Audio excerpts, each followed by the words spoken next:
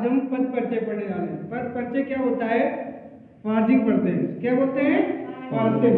ठीक है, पार्सिंग या पद परिचय। इसमें हम क्या सीखेंगे?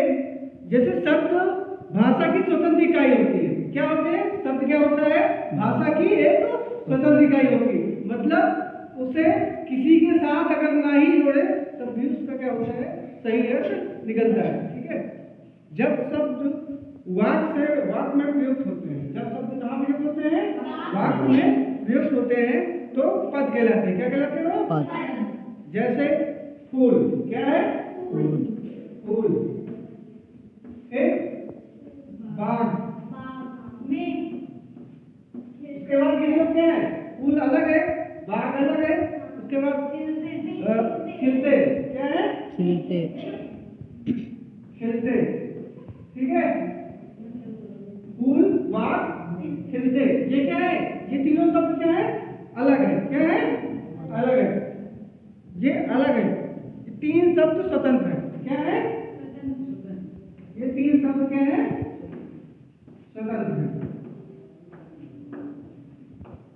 ठीक, ये तीन स्वतंत्र शब्द है। क्या है? तीन स्वतंत्र शब्द है। अब इन्हीं को क्या करते हैं? साथ में जोड़कर लिखते हैं। क्या लिखते हैं? साथ में जोड़कर लिखते हैं। जैसे जब इन्हें मेल वाक्य से बनता है तो क्या बनता है? फूल बाग में खिलते हैं। फूल बाग में खिलते हैं।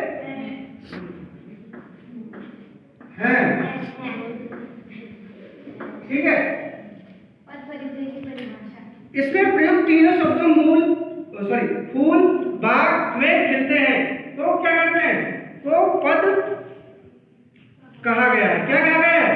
तीनों पद अलग अलग हैं, स्वतंत्र पद हैं, स्वतंत्र शब्द हैं। और ये फूल बाग में खिलते हैं तो मतलब तीनों ये क्या है? पद है। क्या है? पद है।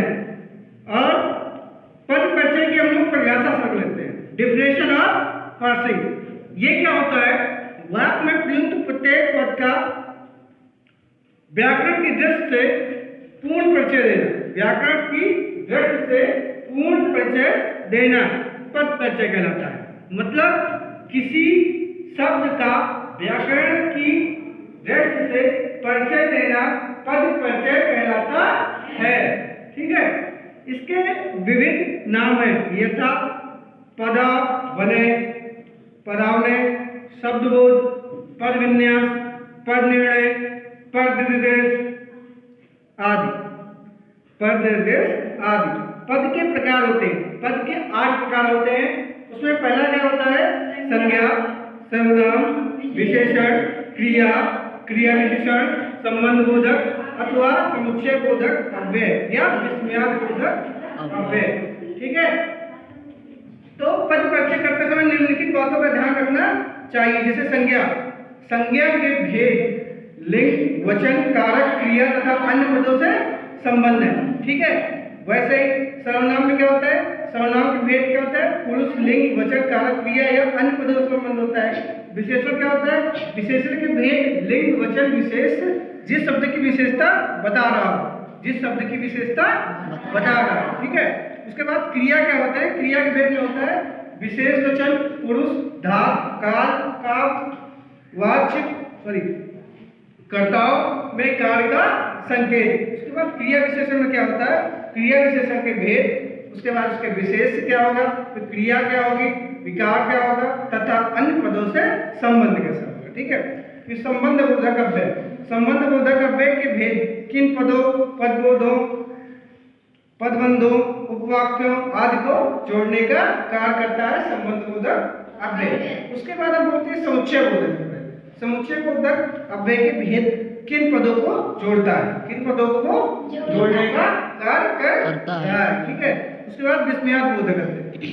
भेद अर्थात हर्ष, घृणा, शोक, क्रोध, विस्मय, संबोध आदि का भाव लिखन होता है। ठीक है, जो हमने इसके पार्ट देख लिए। अब इसको हम पद परिचय के उदाहरण के माध्यम से हम समझने का प्रयास करेंगे। जैसे पके आम बड़े मधुर होते हैं। क्या है? पके आम बड़े मधुर होते हैं। पके आम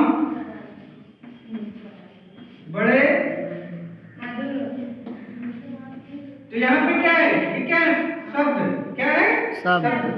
ठीक है, सॉरी, पके आम बड़े मधुर, ये सब क्या है, ये अलग अलग शब्द दे रहे हैं ना, पके आम मधुर, ठीक है। तो पके इसमें क्या हो जाएगा, पके वाला गुणवाचक, इसकी क्या है, वो क्या है, गुणवाचक विशेषण वचन गुणवाचक, गुण है, क्या है वो, पका हुआ है, क्या है, पका हुआ पका है, और ये पुल्लिंग भी है, और क्या है साथ में, बहुवचन भी है, ठीक है। उसके बाद आम क्या है, इसमें इसकी जात बताई गई, क्या है, आम, ठीक है, जातवाचक। आम खाया जाता है ना, खाई जाती है, खाया जाता है आम को खाया जाता है तो पुल्लिंग होगी, ठीक है, सेम। उसके बाद ये भी बहुवचन होगी, ठीक। उसके बाद मधुर, मधुर क्या है उसकी, हैं? इसकी रीतता है, जात तो हो चुकी ना, रीतिवाचक जात हो चुका, गुण हो चुका, अब रीतिवाचक क्या होगा, रीतिवाचक रीतिवाचक, रीतिवाचक क्रिया, रीतिवाचक क्रिया विशेषण क्रिया विशेषण,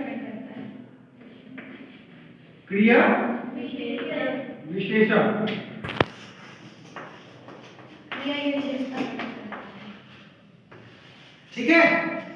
तो हमने इनके अलग अलग माध्यम समझ लिए, जैसे यहाँ पे पके क्या है, वे पके आम बड़े मधुर है, तो पका इसलिए क्या होगा, गुणवाचक हो गया, ये किस में आएगा, पुल्लिंग की जगह पके होता है, ठीक है। उसके बाद ये बहुवचन में प्रयोग कर सकते हैं इसे, ठीक है।